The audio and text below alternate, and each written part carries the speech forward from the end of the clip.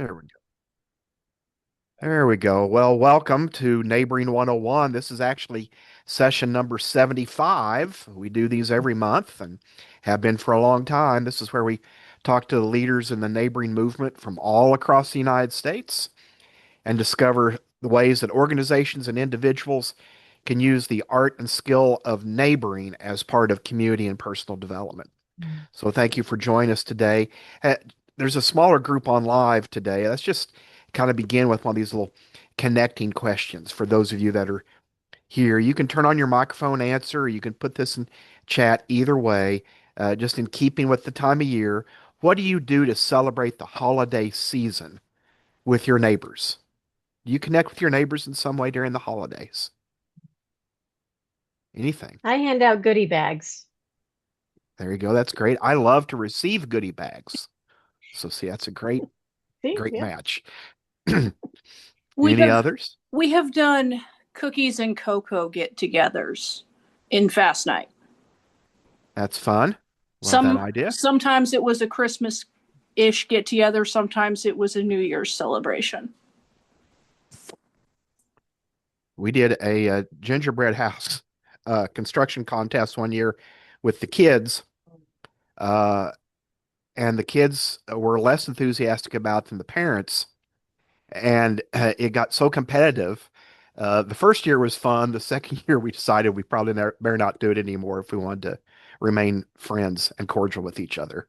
You know, the competitiveness comes out in the adults. Thought it was a good idea when we tried it.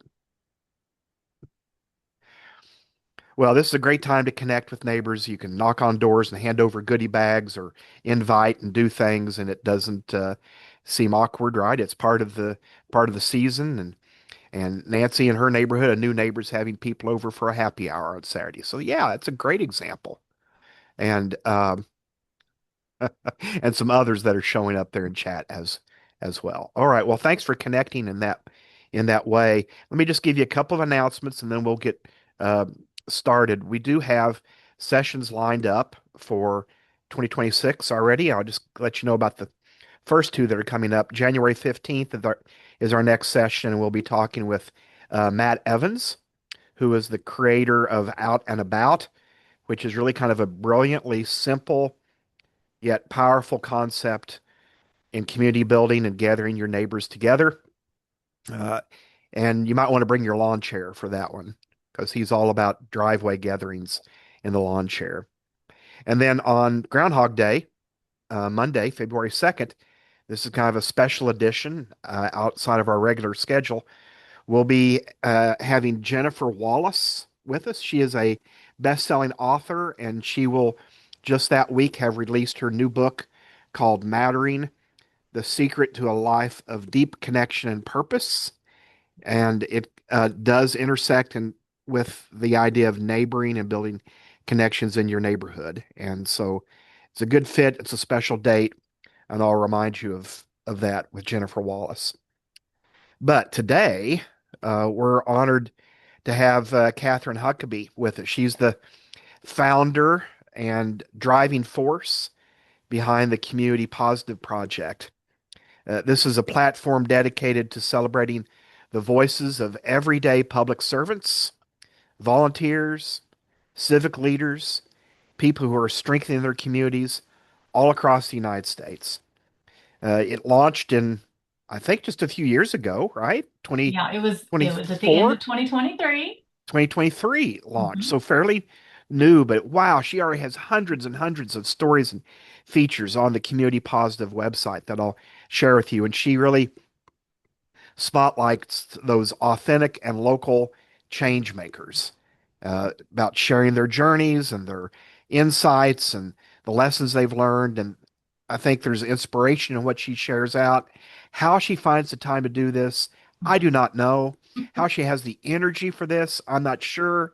But it is a great project. I think it's something we need to do more of is telling our stories, telling these great positive examples like this, lifting them up. And I don't think anyone does that any better than Catherine and the Community Positive Project. And that's why I wanted to have a chance to visit with her. We're going to do a little bit of a reverse interview on her, but but I want to give her a chance to defend herself first, Okay. and you maybe tell a little bit about how this journey started for her. Yeah, well, thank you. So it really started, the concept started mid 2023. We were, if everyone could kind of dial back and remember that we were still in the middle of COVID. And I was working for the city of Fort Worth at that time. I'd been there for almost a decade. At that time, I was leading the community engagement division, and we were in the middle of COVID. We had just finished sponsoring a Neighborhood USA conference that, because of COVID, had to go virtual. Very quickly had to pivot and do that.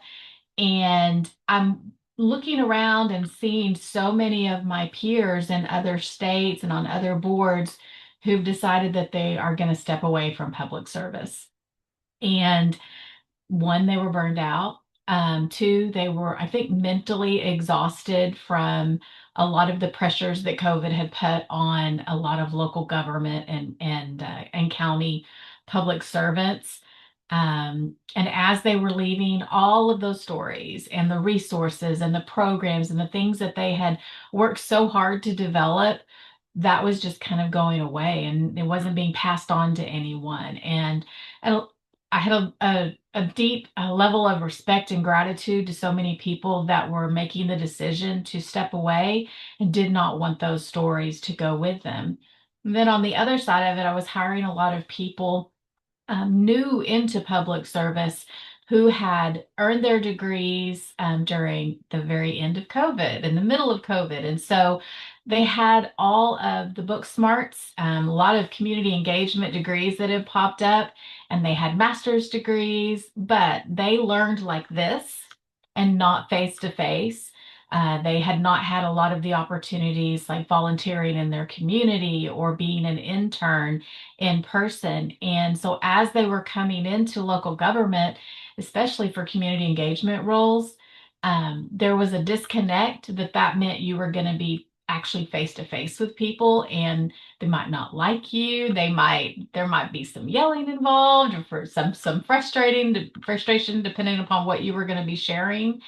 And I just really stepped back and thought, okay, there's conferences, there's workshops, there's books, there's things that people can pay for, but it's not really the same as actually hearing someone's story and how they got to where they are and what it really looks like to be a public servant in this time that we're living in. And so I decided to start this project, built the website, and initially my thought was I'm going to interview 100 people. That's it. And they're going to be people that I know personally, I've worked with in different capacities. So I know exactly what they're going to talk about. It was this one project or this one thing that they were really known for. And as I started reaching out to people, that was not the thing that they ever talked about. It was always something completely different. And the stories just kept continuing to evolve, and then it just kind of expanded. And as of now, we have a little over 200 people who have been a part of the program and shared their stories. And I just post them online on the website. It is completely free. There's no ads on anything or any monetization for it. We have an email distribution list so that as new stories come out every other week, those you'll be the first one to see those. And we're also on LinkedIn. There's a company page for LinkedIn, and on Instagram and Medium. So we share them as they come out. Lots of free resources are there as well. But really trying to focus on the good things that are happening in the community and trying to encourage more people to be a part of it. Well, and there's great lessons to learn from the examples that you're featuring and profiling. New ideas, approaches I'd never considered before. Sometimes encouragement from the articles. I think that all has a really strong value to Yeah. it. I mean, it's a big country and you've got people on there from all over the place that you've featured. How do you select your, uh, I think you call them contributors. How do you Yeah. select who you're going to interview? And is there a word of mouth element to this? There's definitely word of mouth. At the beginning, like I said, it was people that I had worked with in a couple of different cities that I worked in, and a lot of them they may start in one place and they end up going to other places. And so that was actually very organic in that we hit a lot of states in that way. And then I've served on multiple nonprofit boards. We mentioned Neighborhood USA. And that really helped me to, again, reach out to other areas. We've got a couple of people that we've contributed from Canada as well. Now it is there are a lot of people that once they've been interviewed, I always ask, are there people in your sphere that you feel like would be able to share something new and different, or that they have a story that is just unique that I need to be able to kind of capture? So people are always nominating other people. Some people will reach out on their own and say, "Hey, I'd love to be a part of it." And so I think that one of the biggest things about this project is that these are not perfect people. So I'm not vetting someone to say, okay, has your entire story been without any flaws? I'm not saying, okay, I'm interviewing David, and that means that gonna do a complete background check on him, and I'm going to align with every single thing that he is going to say in that interview. I don't limit what is said. David was you were the one of the people that we interviewed, and you know the process. We do the virtual interview, and then I will go back and write an article on that. I send it back to the contributor and say, whatever you want to change, change.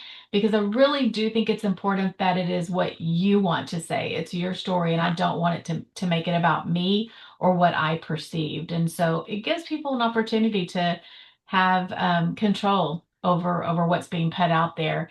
And I have been very pleasantly surprised at how vulnerable people are, and not Mm, everything is going to end up on paper. Um, I I think, fortunately or unfortunately, probably 60% of the time people are crying during an interview. I hope it's not that I personally upset them, but some of the memories that they have about the programs and the impact they've been able to be a part of, or the people that have really touched their lives, it brings up some really great memories that are happy tears most of the time. And I love being able to get that type of mm, emotion out of people, because that's really why we're all doing what we do, whether we work in local government or we volunteer or we serve in some nonprofit capacity. It's to give back and make an impact. And being able to see that on people's faces, that's why I'm doing it. yeah. Well, and those types of stories are motivating to other people too. I mean, Yes. you can share all the data and all the studies in the world. There's a time and place for some of that, but all the research shows it's the stories that motivate people to take action and do something different. So, um, and you've had a lot of people on this uh, website that are connected really deeply with the neighboring movement in Yeah. a lot of different ways.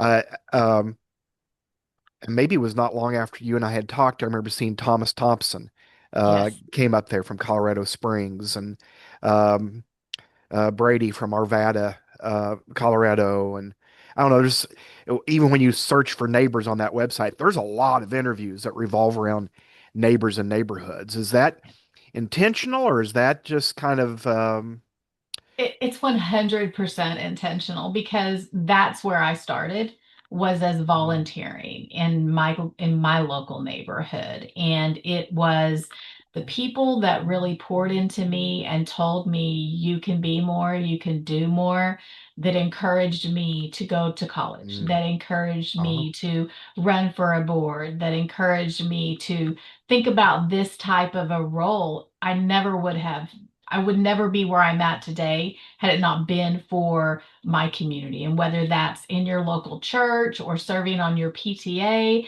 I know people think about PTA as crazy, but I'm a proud card carrying lifetime member PTA. And that's how I got involved. And that really did change the trajectory of my life. And you mentioned Brady.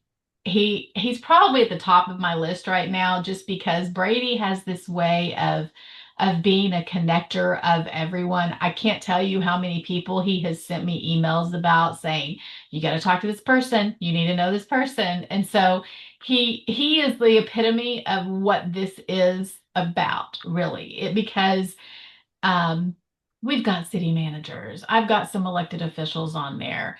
But I did not pick those mayors or city managers, although there are some there. I did not pick the ones from the big cities. I picked the ones that I know enough of their story to know that's not how they started. They started because their wife said, you need to go and be a part of this little committee meeting over here. And I Mm, know you're just an insurance agent, but you need to go and do this. And he said, I don't want to.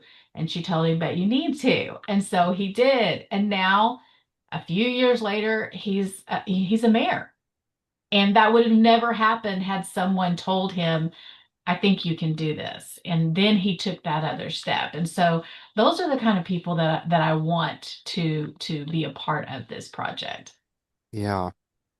Yeah, those are great when you can flesh those out. And I think one of the things that comes through loud and clear on all of your stories too, and the fact that you get to them in this way, I think, is that a lot of leadership and success stories comes out of adversity. Yes, Uh, 100%. you're talking about people that decided to get involved in some way, but it wasn't necessarily because they, as you said earlier, perfect people or they had everything figured out, everything was fine. Lots of times it's from a point of adversity. Yeah.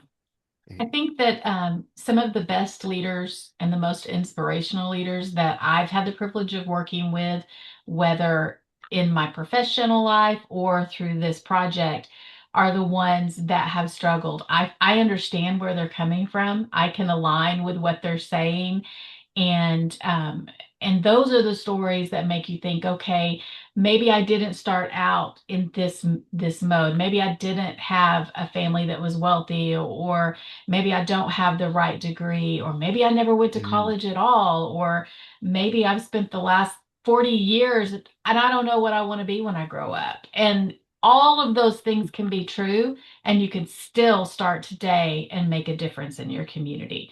It's just deciding to take that first step. And that's the kind of stories that I really love to hear.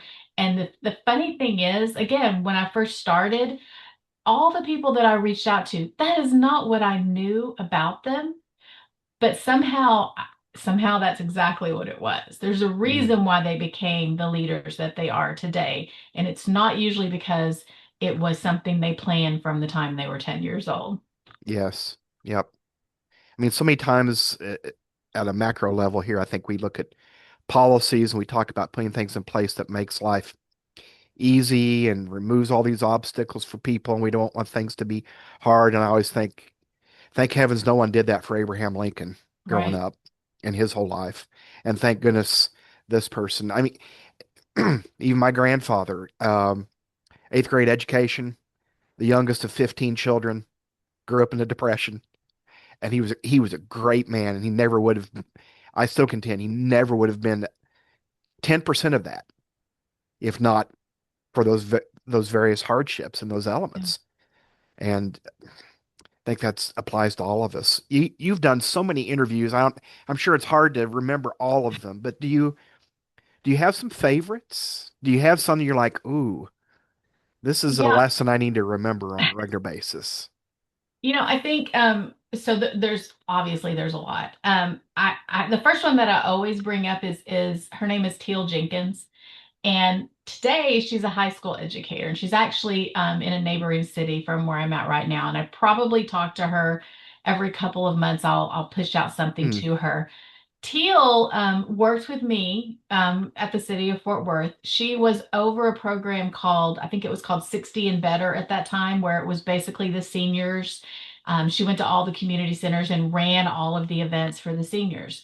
That's all I knew about her whenever I decided to reach out to her. That was enough because that woman was a whirlwind of excitement and engagement. And I mean, she was she would do anything that those seniors wanted to be able to bring great programs and initiatives to them and keep them engaged, keep them a part of the community, even though they were slowly aging out, and really trying to find things that were going to encourage them to be involved. So that's what I knew her for.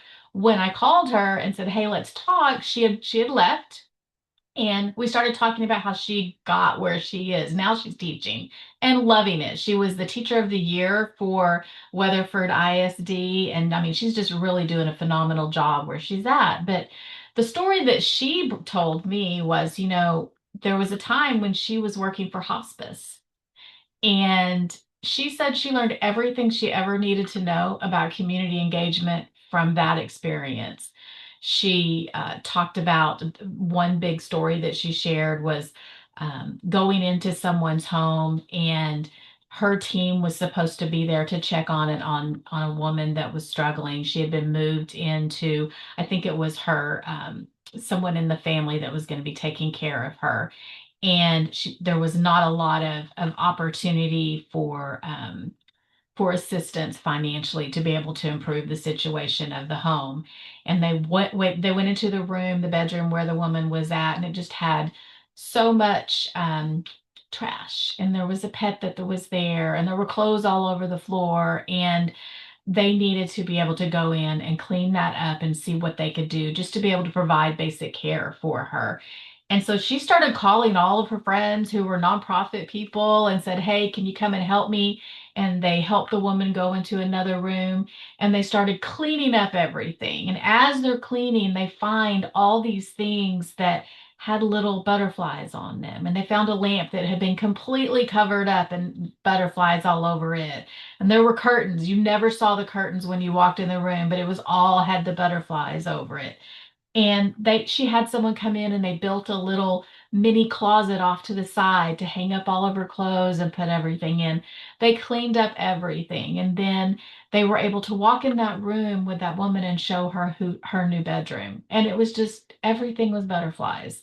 And no one would have seen that had someone not taken the time to go in and say, "We can do better than just provide the bare minimum. We can bring all of our friends and resources that we know and really make an impact." And that was one of those, I'm like, okay, I mean, where she had me crying, because the other part of the story is she's out at, I think, a Goodwill or something, doing some shopping, looking for things, and she sees this vase a couple of weeks later, and it's full, it's all decorated with butterflies. And what does she have to do? She has to go back and go visit the lady so she can give her her butterfly vase. And I'm just like, these are the reasons why she decided to then go into a field where she's serving senior adults for a very long time.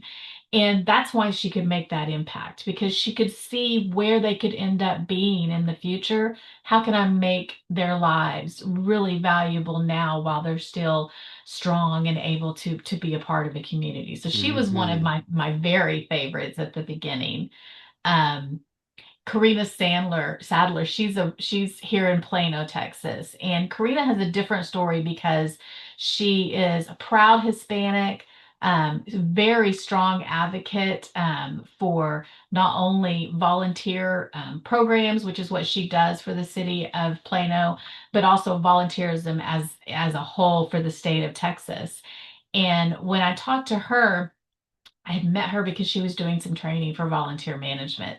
And so we started talking, and she tells me that, when she grew up, all she wanted to do was to be able to get out of the house, and there was nothing near her. And so she walked to the local library that was, not even half a mile away. She was 12 years old. And people there said, "Hey, you can volunteer. I know you're 12, but you can volunteer." And it was because she decided to go and volunteer at her local library that she now works for a city, because people there over the years continued to pour into her and say, "Did you know that this is actually a job? You do such a good job at this. You can actually make this your career." She had no idea at all that there were the opportunities available to her in local government. Had she not volunteered, had she not walked to that library, which A lot of people don't think of our local libraries as the same important place that it used to be for many of us when we were growing up. It still is, and we need to make sure that we're putting that out there into the atmosphere that people understand. Don't let your local government library close up. Don't let that happen because it still continues to mean something to people who otherwise would just be at home and would Yeah. not even have the opportunity to engage with people and who've had experiences that you've never had. Yeah. Yeah, that's a great story. And that not just the ripple effect of that, but just the reminder that libraries are a great third place. Oh yeah. And I grew up in a smaller town, rural area, but and my mom was a librarian. So the idea of hanging out at the library all afternoon was pretty common. Yes. And but when I did that, I was not alone. There was lots of activity, there were classes, there was stuff, people in and out and things. And now when my work takes me back to my hometown and I need to land someplace for the afternoon, I go to the library Yeah. and it's dead. Most Yeah. afternoons I'll be there on my and I'll be the only person there all afternoon. And just how much that has changed. I know that's just one library example, but I fear that's more common than not, that they're not seen as a third place like they used to be.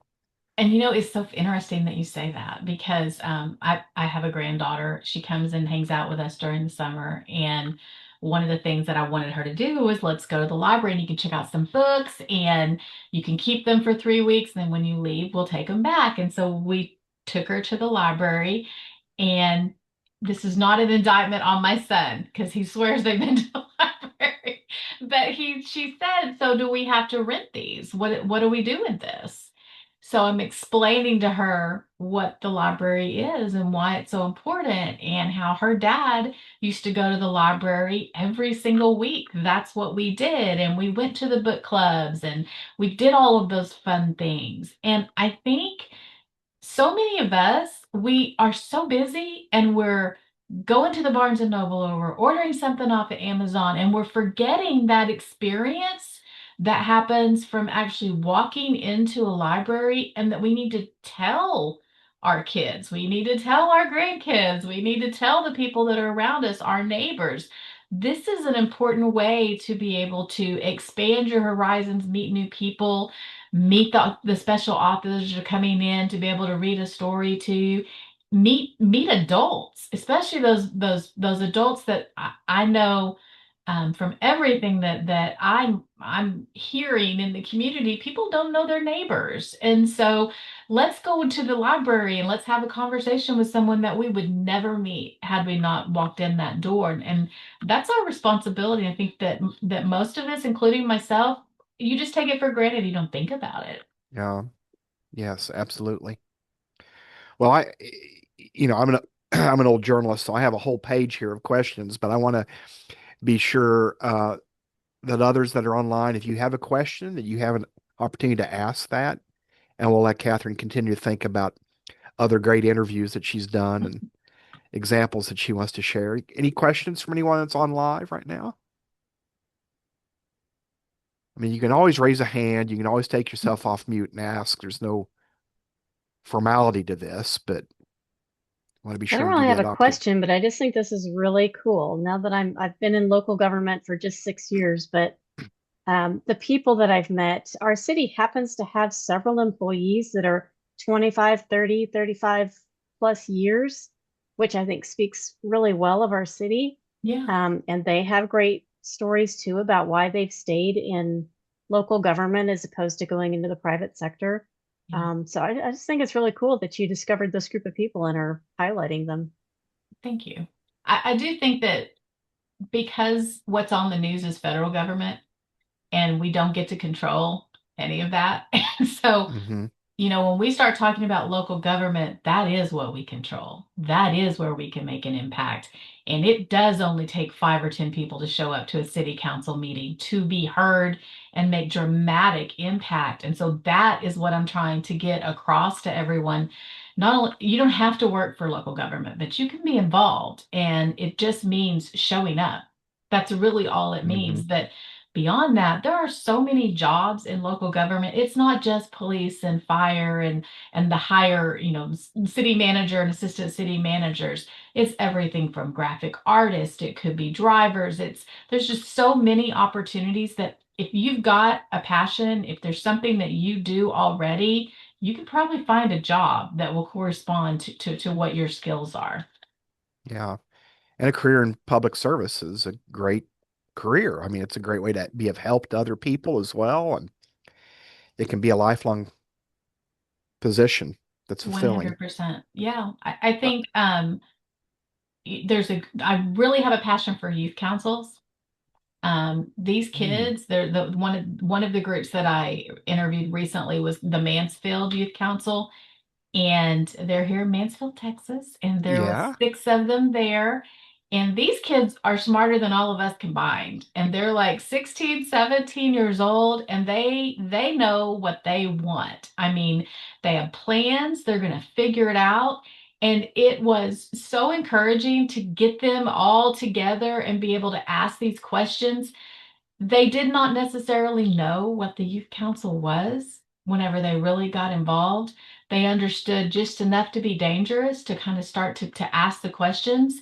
But they were lucky enough to have a city manager and the leadership there that said, we really don't just want this to be a council or a working group, or we all know what that looks like sometimes. They put them to work. They put them at the table to help them with their long range planning. They're talking about those third spaces and where can we get together and really be able to have conversations and relax and get to meet each other and be a part of the community. And about half of them are thinking now, after having gone through this program for a year, maybe I do want to work for the city, or maybe I want to run for council. There was one young lady I could see as a future mayor very easily, just the way that they present themselves, the passion that they have for it, and the ability to be able to share that with their peers to make them understand the importance of being a part of local government. When you see people that are coming up and they are just as excited about things as we are, that to me really makes me feel like there's a lot of hope for the next generation. And it is so frustrating. I have my youngest son is in his last year of college, and sometimes the things that we have conversations about, they're just so up here, like so up here in the world that I will never be able to do anything about. And yet it takes up so much of our space in our head. And so to try to remind our younger people and to really kind of stop and think, what can we do right where we are? What can we do today for our next door neighbor, for someone in the Hmm. church, for anyone just stepping up, showing up at a city council meeting, being a part of a nonprofit. It doesn't mean you have to sign a contract that you're going to do it for the rest of your life. But just doing it once, it's going to change the things around you, and it's going to change you, I think, more than anything else. That is the one constant thread in every single interview that I've conducted. People started out doing things because they wanted to fix something. Something was broken, and they were going to be the ones that were going to try to fix it. And what ended up happening was they became more educated about what the problem was, how they got there, and the solution that they originally thought was usually not the one that ended up being. But then they grew and they became a part of that solution. And those are the kind of transformations that I love to be able to share. Yeah, that's a great example to all of us. You're right. And with the youth, that's really what you're describing is a great workforce development sort of Yeah. opportunity, really. And we complain about the youth not being as involved or engaged, but you're giving them a reason to be Hmm. and helping them to connect with their city. I love that idea and connection. Now, maybe that story is one of those examples, but have you seen any measurable change in the community or a program because of something you have published? Have you seen ripple effects from some of these articles? Because they're all so spread out, I don't Mm, know that I could say this specific thing happened because of that. what I do know is that the community that has kind of been built up around all of the different interviews, especially on LinkedIn, that people are now connecting with each other because I heard about this, I heard this that happened, or can you help me with this? And we want to build this program. And I'm able to introduce people to events and opportunities that they never knew existed, and being able to then help them connect to those people. A lot of people will, all the contributors are on the website that has their picture and their LinkedIn and a link to their article. Most of them are. And so people can contact them directly, but people call me all the time or shoot me an email and say, "Hey, I'm thinking about this thing. Do you know someone that has ever done this or that could do this, that could maybe walk me through how to do this, or who might want to be a good guest speaker for this?" Hmm. And because a lot of the conversation that I have doesn't end up on paper. And so I have this, database of who's done what and who's what different experiences. And so I love being able to share and connect other people to them, especially whether it's for a workshop presentation or something like this, or can you just help me fix this? And most of the things that we're out there doing, it doesn't mean you need to make stuff up. You just need to know how to do it and not mess it up. And so we've all messed up plenty of things. And so I'm happy to share how I messed that up so you won't do it again. And those are the kind of successes that I'm seeing. Yes, that's great. And just being a connector. Wow, that's an important skill in helping people build those connections. I love that. Well, I do realize I was looking back at the last couple of emails went out and realized I do have a question about a past story, and this is going to be highly controversial. I, Okay. I promised this wasn't going to be 60 minutes gotcha sort of interviews, but if this doesn't get stirred up, get people stirred up, probably nothing will. I'll say at the beginning, I completely agreed with the article. I loved it. The headline was "Why Your City's Facebook Comments Are Not Community Engagement." Yeah, that's me. That's I wasn't an interview. Yeah. And the meetings I've been to, I wrote an article about civic, I call them civic bullies, Yeah. people that are always on these pages, always naysaying, trolling. Sometimes they call people names, whatever it takes to get the other person to shut up so they can feel like they won the argument. Right. And city council members and others that see those comments and fear behave like they think that's reflective of the entire community. Right.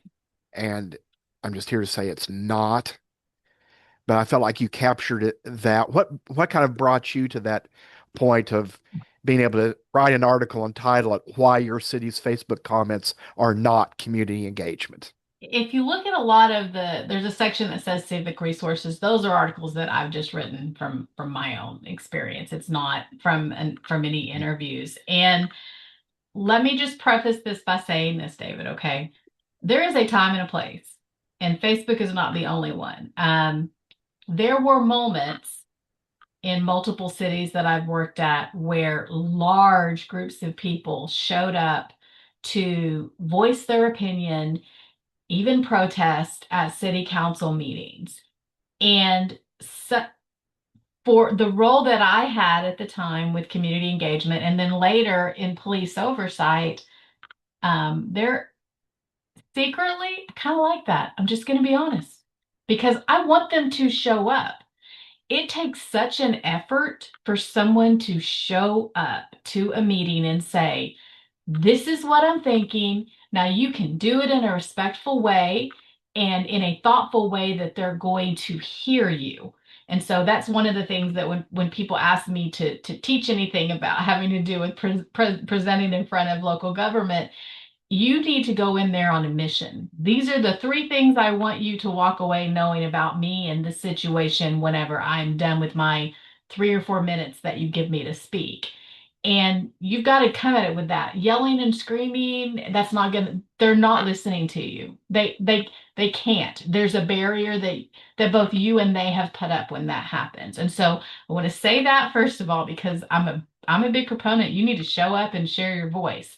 However, these they are bullies online. And I will tell you that there were multiple times that I had tearful neighborhood leaders come to my office with stacks of printed out stuff from next door, next door, next door, next door.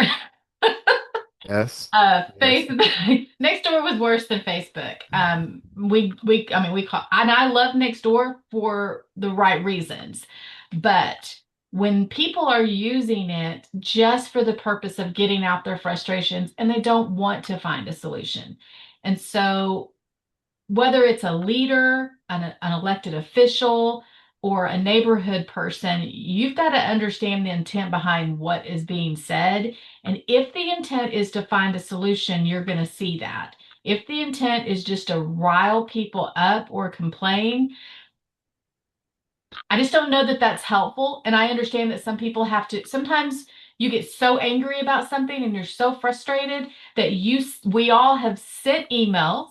We have all put things out there and then wish that we could get it back. Social media makes it easier than ever to push it out there, but you can't take it back.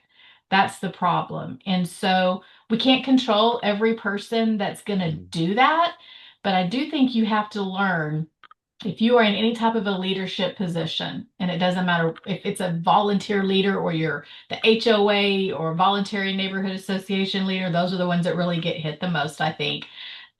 You have to have a thick skin and you try, you reach out, you don't ignore, you do everything that you can to try to bridge that conversation and make sure that you've done your part. You do everything you can within your own power. But at a certain point, you know that person is not going to care. That person does not have the same intentions. So I always ask, what's your motive? What do we want to do together? How can I fix this? I'm always saying, how can I assist you? How can I make this work? What can we do together? But if someone doesn't really want to, you got to let it go. You just have to let it go. And there's always going to be those people. And it will cause Yeah. more frustration in your head and for those of us who really, really genuinely care about our neighborhoods, our cities, our nonprofits, this is all we're doing. And then you've got somebody griping about something, man, it will keep you up. It will frustrate you. Yeah, Yeah. you gotta let it Eats a, go. eats away at your emotional bandwidth is what I call it. And we all have a limited amount of that. Absolutely, And absolutely. but you do talk a lot about community engagement and neighborhood engagement, right? Community and neighborhood, and the interviews revolve around that. And I think one of the reasons I dislike some of the social media stuff so much is community engagement's really rooted in listening and relationships. And And face to face. yeah, and that happens face to face. Neither one of those is really happening on social media. Not that there is not a place for exactly what we're doing right now, but the truth is, when I'm looking you face to face, David, in the eye, you can say the exact same thing here than if I'm in person with you and really being able to see how your body is reacting, how you're leaning into me. I know how serious you are when you're making the exact same statement. I know how invested you are in Mm, whatever the challenge is that you're going through. It is different. And the truth is, the vast majority of the challenges that we have within our communities and the things that are really happening locally, I think can be resolved if you just sit down and have a one-on-one conversation, have two or three people conversation where you just talk it out. Sometimes that person needs a hug. Quite frankly, most of the people in the neighborhoods that are complaining on next door, they need somebody to care enough to actually go and knock on the door and say, hey, how can I help? yeah. Now that's hard and that's work and that means we all got to and that isn't it crazy that that's the hardest thing to do? Yes. But it is. Yeah. Seems like is it the Grinch movie? Somebody says, "Do you just need a hug?" Or no, it's one of the Santa Claus movies. That's what it is. Little When Jack girl. when Jack Frost takes over the North Pole, somebody just needs a hug. But isn't that that the truth though? I mean, we always say, we used in PTAs, the woman that shows up to every single meeting, she will not volunteer, but she complains about everything. No one wants to talk to her. Everyone avoids her. And then when you go and you talk to her, you find out, well, her husband passed away and her kids are gone. And she used to be involved in a PTA somewhere else that they lived. And nobody's ever asked her. Nobody ever came and said, would you like to be a part of it? Sometimes that's Mm, all it is. hmm hmm Well, there's real power in that sort of genuine everyday leadership. And that's some of the skills we're talking about. Just listening, developing a relationship, Yeah, listening to the other person's story, right? Um, and it can seem like ordinary. It's just a reminder that ordinary people can do extraordinary work. absolutely. And I see that in a lot of your articles. We have time for another one or two if there's a couple others that came to your mind or some other lessons learned from people you have talked to. So, Eric Lopez, I don't know if you read his story. Hmm. So, Eric is another one that's from Fort Worth. And I knew Eric. He was at the time that I met him, he was working, I think he was like an assistant director of Park and Rec, which was not really a department that I dealt with just a whole lot because I was much more within the city council and dealing with a lot of those kind of things. But with Park and Rec and Eric, he was one of those people that language English was not his first language, so it was always a little bit difficult to understand what he was saying, and he knew that. And he was the perfect conduit for the neighborhood that he was living in. Neighbors loved him. Everybody that worked with him loved him. And he started to rise through the ranks of Fort Worth. And when I reached out to him, he had reached the level of district superintendent for Park and Rec, and just so proud Wow. of that. And so, watching that progression and watching the passion that he had for the Hispanic community and how he really made reaching out to them such a priority, I wanted to talk to him. And another one of those, you don't really know what you don't know. So he starts telling me about, whenever he was a young married father of two very young kids, he was living in Puerto Rico and he was a teacher. And he and his wife kept thinking, we're not sure what we need to do, but we need to do something different. This isn't where we want to raise our kids. We love this, but we want more. And he was working for the Salvation Army and doing a lot of community service there and deep into the community. And he just suddenly decided that he was going to come to the United States and he didn't know what he was going to do. He starts looking for a job. This was long enough ago to where he was applying for jobs on Skype. Okay. And so, and he's really not that old. I just want you to know he's younger than I am. So, but he's telling me how he's applying for jobs and he finally got a job through Skype with the city of Fort Worth. I said, they hired you through Skype? He said, yep, they did. And I said, okay. I said, so you had family there, right? He goes, nope, didn't even know where it was. Didn't even know I didn't know anything about anything. He came to Fort Worth. He had a friend of a friend of a friend who knew someone that let him stay there for just a hot minute. He started working for the city. He brought his family over. He was able to, in order to even do any of those things, he had to learn English. He ended up getting his degree. He has just grown himself over the Wow. years totally with a leap of faith. He had no idea if it was going to work out. He knew no one. How many people really do that now? I mean, it Yeah. is it is it is much less common for people to do that. And I just had just chills and talking to him and thinking, I don't know if I'm a new married mom with kids that I'm going to say, it's okay, honey, go. Just go.